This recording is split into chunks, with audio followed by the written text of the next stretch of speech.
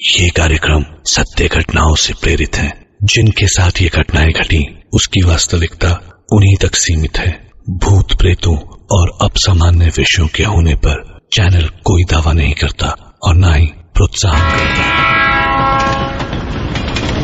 रात 11 बजे मैंने ट्रेन पकड़ी। टिकट कंफर्म नहीं होने पर पहले तो बहुत दिक्कत हुई, पर फिर कुछ ले देकर मुझे AC 3 tier में जगह मिल ही गई। बचपन से ना मुझे ट्रेन का सफर बहुत अच्छा लगता था, इसलिए जहां तक पॉसिबल होता मैं आउट ऑफ स्टेशन जाने के लिए ट्रेन का ही इस्तेमाल करता। रात करीबन 12 बजे जब मैं AC 3 tier में घुसा, गजब की शांति थी वहां। कभी ट्रेन की आवाज मेरे कानों में आती और जब उससे ध्यान हटता तो कंपार्टमेंट में सोते हुए लोगों के सांस लेने की आवाज आती। मैंने फटाफट अपना सामान एडजस्ट किया और सोने के लिए बिस्तर बना लिया। नींद मुझे बस आने ही वाली थी।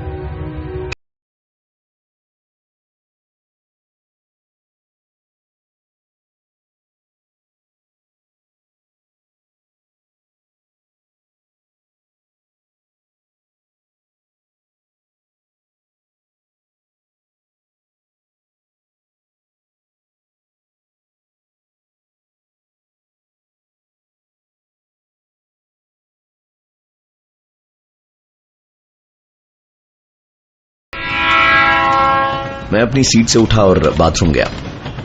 ट्रेन करीबन 110-120 किलोमीटर की रफ्तार से चल रही थी। बाथरूम करते वक्त मैंने एक दस्तक सुनी।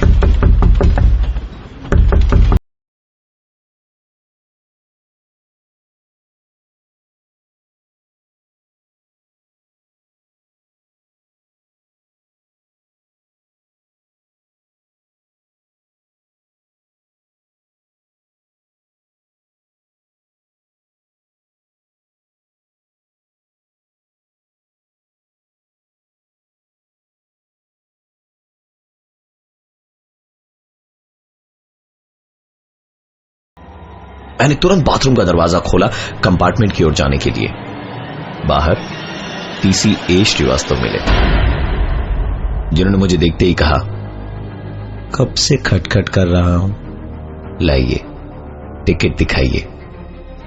मैंने कहा, अभी तो टिकट दिखाई थी आपको 10 मिनट पहले। गड़बड़ हो जाती है, उम्र हो गई है ना, जाइए बर्थ नंबर 35 पर लेट जाइए। दरवाजा खोलकर मैंने जैसे ही कंपार्टमेंट में घुसने के लिए कदम अंदर रखा, वहां का नजारा देख मेरे होश उड़ गए थे। घड़ी की तरफ देखा तो सुबह के 9 बजे थे। कुछ समझ नहीं आ रहा था मुझे कि आखिर ये हो क्या रहा है। जैसे ही मैं अपनी बर्थ पर पहुंचा, वहां एक आदमी उल्टा लेटा हुआ था। मैंने धीरे से उस आदमी को उठाने की कोशिश करी, पर जैसे ही वो पलटा, उसकी शक्ल मेरी शक्ल से हूबहू मिल रही थी, मानो जैसे मैं ही लेटा हुआ हूं। और ये देखकर मेरा सपना टूटा। मैं अभी भी बाथरूम में ही था और बाहर दरवाजे पर हो रही थी दस्तक। दरवाजा खोला तो सामने थे श्रीवास्तव, मेरी टिकट चेक करने के लिए। टिकट दिखाकर मैंने घड़ी की ओर देखा। रात के 1:30 बजे थे। कंपार्टमेंट का दरवाजा खोलने से मैं डर रहा था कि कहीं मेरा देखा हुआ सपना सच न हो जाए। कंपार्टमेंट का दरवाजा खोला तो मेरी सांस में सांस आई। सब पहले जैसा था। कभी ट्रेन की आवाज आती तो कभी लोगों के गहरी सांस लेने की आवाज। दबे कदमों से मैं अपनी बर्थ की ओर बढ़ा।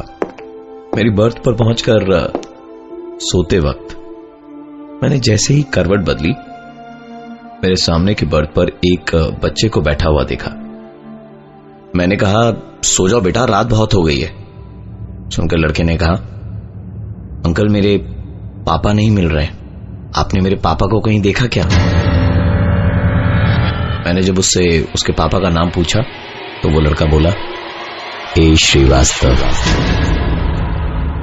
इनको मैंने अभी अभी बाथरूम के दरवाजे के पास देखा था, इसलिए बच्चे को लेकर मैं तुरंत उसी तरफ निकला। लेकिन तब तक वो शायद किसी और कंपार्टमेंट में टिकट चेक करने चले गए थे।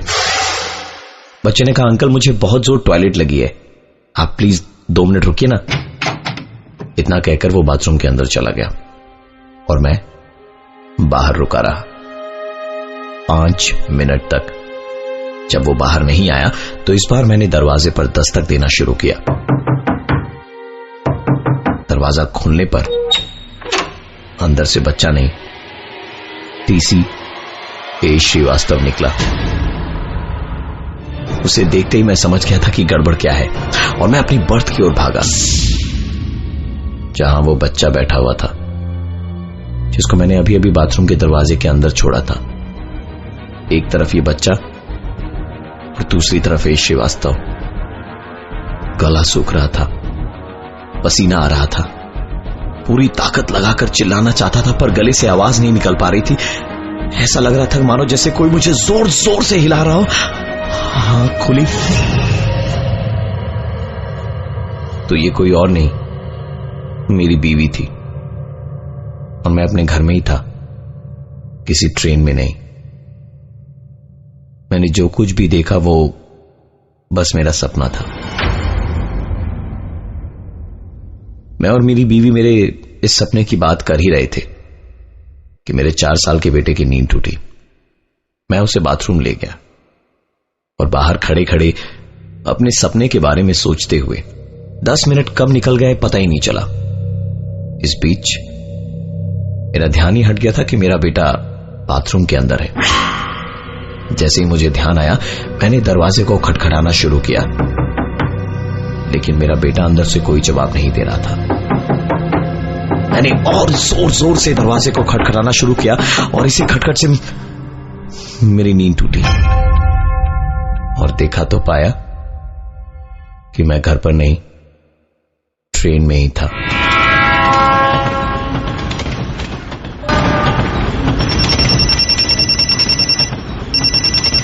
थोड़ी देर में मेरा फोन बजा। देखा तो फोन मेरे घर से था। जब मैंने उठाया तो दूसरी तरफ से सिर्फ रोने की आवाजें आ रही थी। ये मेरी बीवी की आवाज थी। मैं चिल्ला चिल्ला कर उससे पूछ रहा था कि तुम क्यों रो रही हो, आखिर हुआ क्या है। लाइन डिस्कनेक्ट हो गई क्योंकि मेरा फोन नेटवर्क कवरेज एरिया से बाहर चला गया था। मैं बार बार उसे फोन मिलाने की कोशिश कर रहा था पर फोन लग ही नहीं रहा था क्योंकि नेटवर्क था ही नहीं। इधर मैं ऑलरेडी बहुत परेशान था और दूसरी परेशानी मेरे ठीक बगल में खड़ी थी और मुझसे पूछ रही थी, अंकल मेरे पापा मिले या नहीं।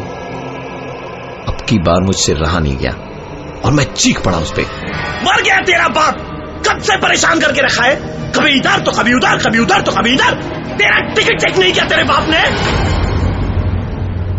तभी पीछे से आवाज आई, मैं ही हूं इसका बाप, ए श्रीवास्तव। आपने बुलाया मुझे, लाइए टिकट दिखाइए। आपने मेरे पापा टिकट दिखाइए, आपने मेरे पापा टिकट दिखाइए, आपने मेरे टिकट पापा दिखाइए, पापा टिकट पापा दिखाइए, आपने मेरे टिकट पापा टिकट पापा टिकट, आपने मेरे टिकट पापा टिकट पापा टिकट पापा। आंख खोली तो शाम के 6 बज रहे थे। मुझे 2 घंटे में स्टेशन पहुंचना था। दरअसल मेरे साथ ये जितने भी हादसे हुए वो सब मेरे सपने के अंदर एक सपना था, एक ऐसा सपना जो मुझे सच लग रहा था। स्टेशन पहुंचा तो ट्रेन प्लेटफॉर्म पर लग चुकी थी पर मेरा कंपार्टमेंट मुझे नहीं मिल रहा था। मैंने टीसी से पूछा तो वो बोले टिकट दिखाइए। नजर नेम प्लेट पर गई तो नाम लिखा था ए श्रीवास्तव। अपने सपने को अपनी आंखों के सामने देखकर वही इंसान, वही चेहरा, वही नेम प्लेट, ए श्रीवास्तव। मुझे लगा कुछ न कुछ कहीं ना कहीं जरूर गलत है, इसलिए मैंने तुरंत अपनी टिकट अपने पॉकेट में डाली और वापस घर के लिए निकल लिया। पूरी रात इस कश्मकश में निकल गई कि आखिरकार ये हुआ क्या था। जाना बहुत जरूरी था, इसलिए मैंने अगले ही दिन फ्लाइट के टिकट्स बुक कराए एयरपोर्ट के वेटिंग लाउंज में बैठा अखबार पढ़ ही रहा था कि टीवी पर आती एक खबर की तरफ मेरा ध्यान गया। हावड़ा स्टेशन से मुंबई जाने के लिए 10:40 पर रवाना हुई थी और रात 1:30 बजे रेलवे ट्रैक पर धमाके के बाद ट्रेन के 13 डिब्बे पटरी से उतर गए और नजदीकी ट्रैक से गुजर रही मालगाड़ी से ये गाड़ी टकरा गई।